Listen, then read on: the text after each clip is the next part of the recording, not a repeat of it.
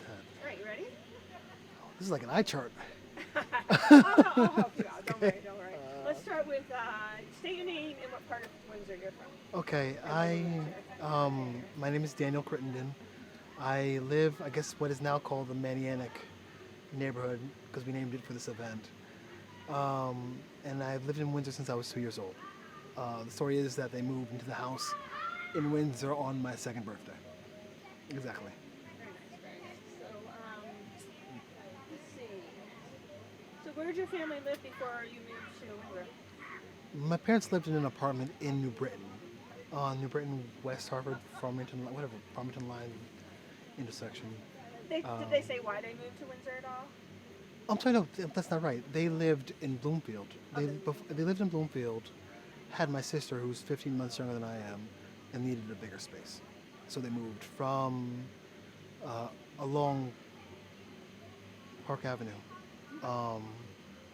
Bloomfield, this housing complex. It's still there on the apartment complex, and then moved across Blue Hills Avenue into Windsor.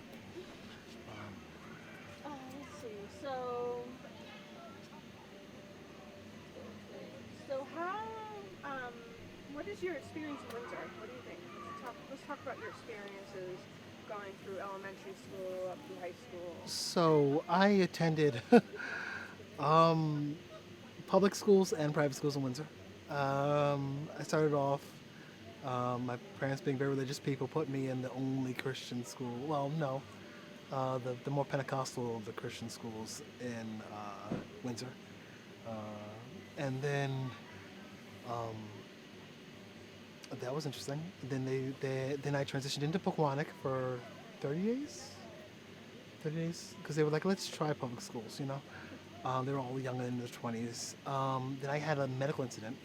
I developed an asthma issue, and then they took me out.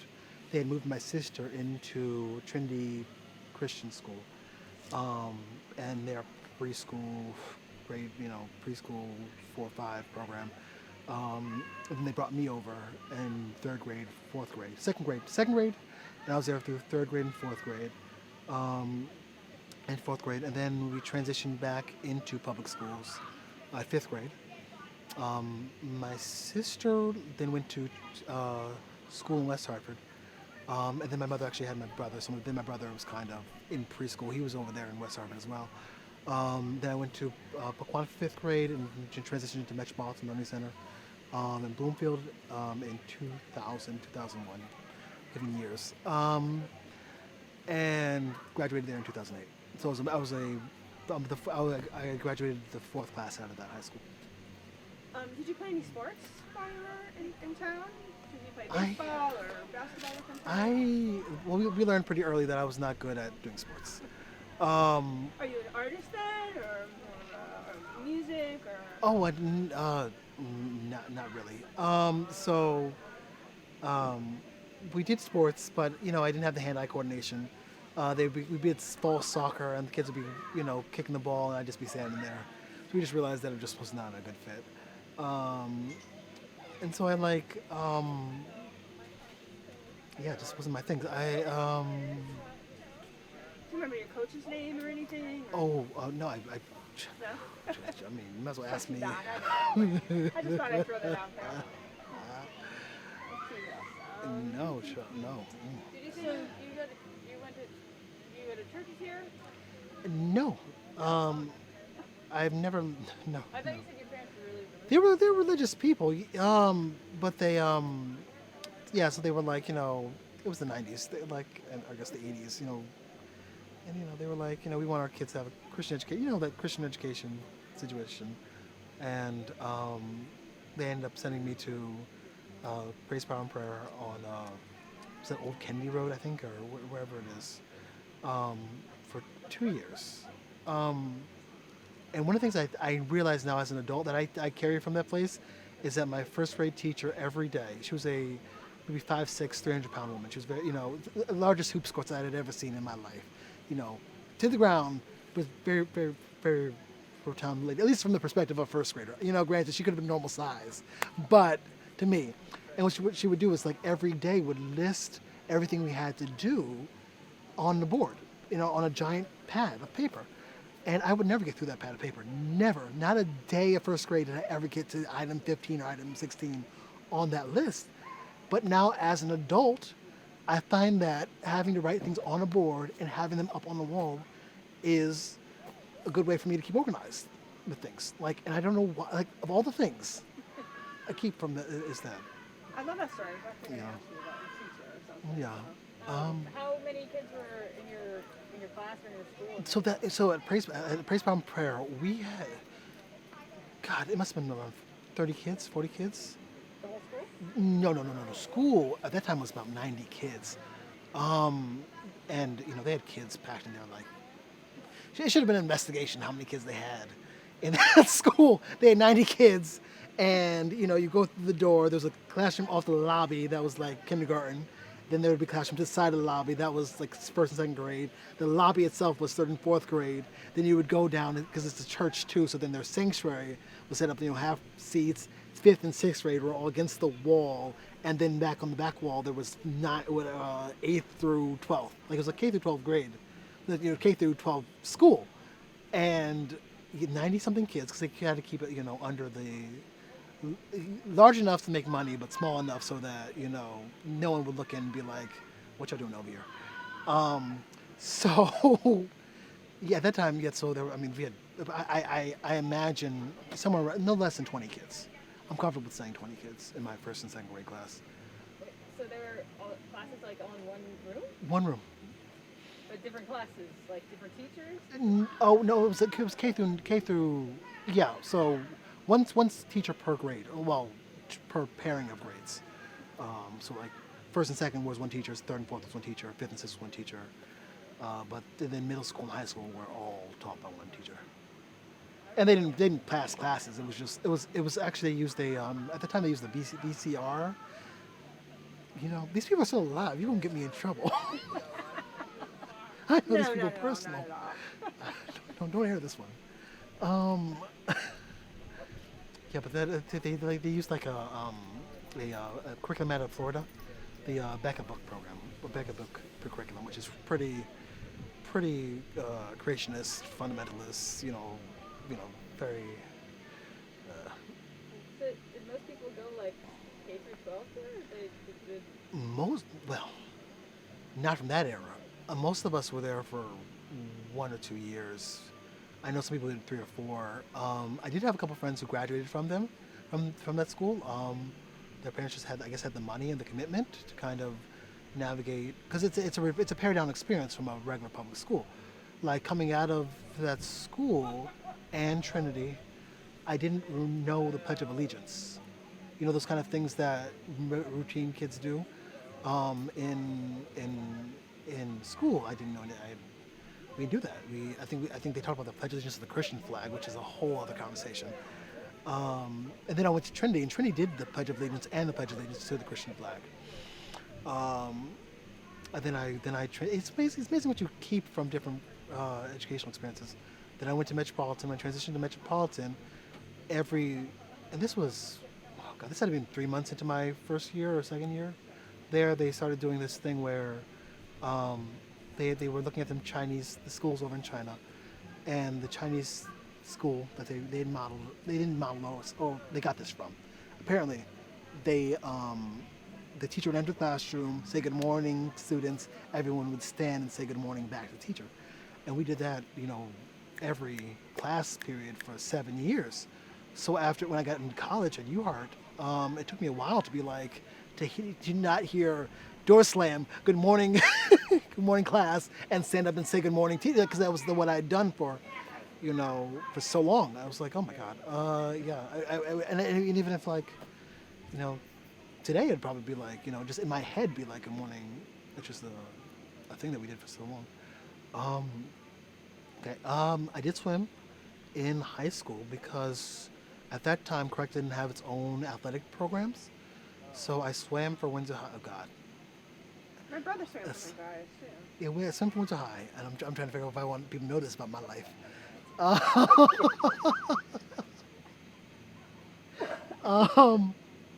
I swam for Windsor High in, oh God, man, I'm giving so many years.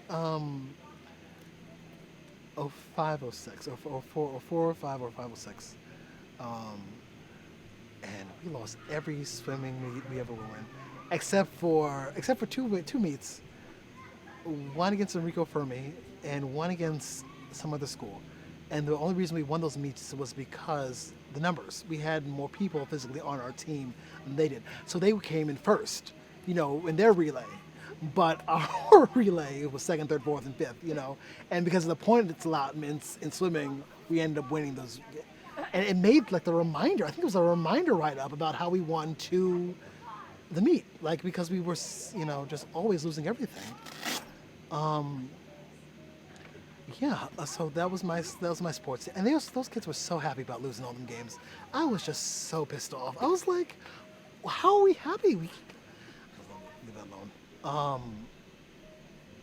Yeah. So you come next another question, or you want me to? Well, did you have anything that you wanted to talk about in particular? Want to talk about your community experiences, or like what you did in town, or Well, I mean, why you stay in Windsor? I say Windsor. But I don't know. I just lived here for so long. At this point, I mean, I think a lot of my experiences are in Windsor. My mother would get books from the Windsor Public Library and read them to us. You probably have some books that are from the 90s that we've just never returned. And if we return them today, they'd be like, this isn't from our collection because they've updated the database. I'm just kind of marked it as, gone or disappeared. So I think some of my, at least my first introductions to reading are from Windsor. Trying to. My mother was a bank. She's always worked in she worked in finance for a good portion of my life to date. She started off in Shawmut and Fleet, and as you know, as they've been acquired by different corporations, they become a different company. So I grew up in a house that was, I called it an insurance household. And the funny thing is, my mother, she was in data processing. She's been data processing. In 2004, 2005, she transitioned into education, which made her a lot more happier because she did not like working for corporations, not at all. And or insurance. Like, it was the insurance thing, it was the banking thing. It was a good thing for her. My father's always been he was always working in adult daycare. He said, well, he has one job for, what year is it, 34 years? He just, walked off the street. There was a help wanted sign. And so when I graduated high school, I graduated college, he's like, why don't you just find a newspaper? And I was like, that doesn't exist anymore. What are you talking about? So, right, newspaper, go, I was like, go find a help wanted sign. I haven't seen a help wanted sign, until the pandemic started, and people were like, let's bring these out of storage. My career in Windsor. So I guess this would be important to somebody doing research on my life, if they so choose to. I graduated Metropolitan in 2008. I went to University of Hartford from 2008 to 2013. I started off as an architectural engineering major, and I was terrible at that. Very bad at that. Because I was not a good math person. I could do math. I can do math. Look, granted, I know my PEMDAS, but so when I, the man was asking me to do 100 problems. It'd be one through whatever odd do Wednesday, one through whatever odd do Friday, Friday one through whatever odd do Monday, and it was like it'd be like 50 something problems. It's like I can't have a social life and do this and keep this major. I overload and. It just wasn't for me. But the thing is, so my first semester in college, the only class I did good in was architectural history, and it would just sign from the universe, right? Then I transitioned into education with a concentration in creative writing. So that put me at that time in 2 colleges with 3 advisors. I had A. Shore Curtis as a educational advisor. I had education advisor. I think I had Brian Cinch, Dr. Brian Cinch. It's Sinche, Cinch. As an advisor, or no, as an English advisor, and then I had, I think, oh boy, So did you live at home when you Benjamin. were at U of H, or did you live on Um, campus? sorry. Oh, yeah, no, I heard the question. I'm trying to think of the third person's name. Benjamin Greenberg, I think, was the first person. He's my creative writing advisor. I lived on campus, and that's how I ended up starting the undergraduate student magazine. I started the undergraduate student magazine at University of Hartford in 2000. Well, we started the process to be ratified in 2010. It's the fall semester of 2010. It took us 2 years consistently to try to raise the money to get the magazine published because the university didn't want to provide the funding outright. They considered the newspaper, the Informer at that time, to be sufficient as a newspaper, as a print publication, and as a result didn't want to fund a magazine. So I had to meet with deans and the president. I met with Walter Harrison a couple times, and some deans of colleges, the athletic director, Patricia Meiser, and we got together $3,000, and we were able to, and about 10 to 15 signatures for people to they could ratify us, the student government could ratify us and create the club. And to date, I've met about 5 or 6 of my successors on that front. Do you want to talk about anything else you do in your community in Windsor? Sure. I mean, I can talk about how I became associated with the Historical Society. Yeah, and you're also a member of the board of directors of the Historical Yes. Society. Maybe talk about that a little Right. bit too. So at UArt, I became. I had a question. I have a knack for asking questions that most people don't have the answers to. Just or in my experience, I'll be like, I have a question that no one has an answer to. Usually, I said that I have a knack for asking questions that people don't have the answer to. Usually, like people around me, just like a error, like a laser. I'm always asking those type of questions. And I had a question about something regarding the University of Hartford, and they pointed me to the university archives. And so I walked in one day, and Miss Mayer was sitting there, M-A-I-R. Margaret Mayer was sitting there, and we had this back and forth, and I think I found the answer to my question. I didn't find the answer to my question. And she came back to me, oh God, later in that fall semester. This had to be 2009, 2010. In the fall, and she asked me to be her student worker. And so I was the first student worker for the University of Hartford in the archive department.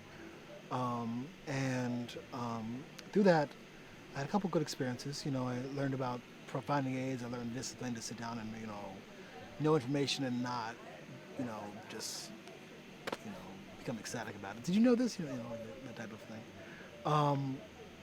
I ended up finding the University of Hartford's fight song because so this is an interesting story here. The University of Hartford believes, and I think to this day they reverted back to this belief, that in 2001 they wrote their first fight song. That's not true. What happened is the University of Hartford just it has like Buried it? they didn't bury it. It's the University of Hartford has such an amalgamated history where they were created in 1957 through the merger of 3 different schools, and so the University of Hartford, everything outside of, and this is even department-wise, outside of music and instrumental music really, and the arts programs come from Hilliard College, the original school, including residential life, including vocal music, including any of those, really the body of a university. And for some reason, I guess they never sang the school song, or they never it never was part of campus life in a vibrant way. So what happened is Margaret Mayer had a custom of having an RSS feed for University of Harvard Stories. And so one day I'm going through one of those, databases online, and I come across an article from 1990. It might have been the Historical Harvard Current, or Historical New York Times, that started off with the phrase, when the University of Harvard pep band starts off with, comma, Harvard on to victory. Quotes. The school, da da da da. Because at the time, the University of Harvard was trying to engage the community. We're going to have our games not on campus, but down in the Civic Center. And it was talking about that. And so I'm like, Harvard on to victory. This is New York Times. They wouldn't just make up a song for this detail. So I ended up having to, I talked to Stephen Glick, who wrote the new song in 2001. I talked to anybody and everybody. They said, go talk to Heart School. Their music, they know that, I went to the president's office. They were like, oh, aren't you the archives? You should have something in there, I went over to the athletics department, and a man, I think he's since passed away, he went into a triangular-shaped closet behind the trophy case, right? This is like, back in a file cabinet, back behind this in this pile of stuff. He pulls out an old program, and on the back of the program were the words for Harvard on to victory. And so, it had been lost, and because I just was like, this is the New York Times. You got to understand, they would not. I was able to. It was covered by the Alumni magazine and the Library magazine at the time. Amazing. Thanks. Yeah. Well, thank you so much. Okay. I'm sorry to cut you off. Oh no, you got the There's people, so I there's get this it. couple that's been like, wait. I'm so sorry. Yeah,